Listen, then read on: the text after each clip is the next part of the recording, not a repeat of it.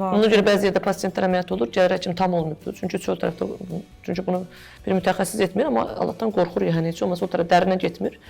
Rektoseli tam icra eləmir. Vagina tərəf yaxın tərəfdə artıq bağırsaqdan biraz uzaq olur. Oranı biraz çıxışdan daraldır, amma içəridə qalır axı rektosel. Bu da pasientdə verir qəbizlik. Yəni rektosel təkcə sallanma var, bu quruluş deyil. Pasient sidiyə gedə çox sallanmada sidiyə gedə bilmir. Sidik qaçırır. Cinsi əlaqə girə bilmir, qəbizlik yaranır, böyük bayıra çıxa bilmir. Yəni bir sürü problemlər yaradır. İlərləyən zamanlarda sallanma sidiyə tam gedə bilmir. Sidik qalır, tez-tez sistit olur, bəzən böyrək sidik olur, infeksiyona qədər gedə bilir. Yəni bunlar önəmli. Sallanmaya adi bir şey üçün baxmayaq.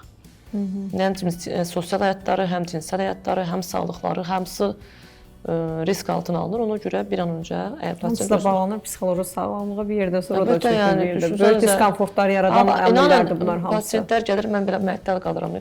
Özü 50 yaş, 55 yaş civarında illərlə ayağının arasında uşaqlıqla yaşayır. İllərlə. Hələ də deyir ki, həkim gedim bir oğlumu da əsgərə göndərim, bütün əsgərlər sağ-salamat qayıtsın. Yox, qızımın nəvəsi uşağı olacaq, o da bir dünyaya gəlsin. Ertələyir, heç onu da, onun yerini mənim ürəyim ağrıyır. Bir də uşaqlıqda sidik hissəsi tam dışarı çıxanda vaginanın mukozası ilə bərabər çıxır.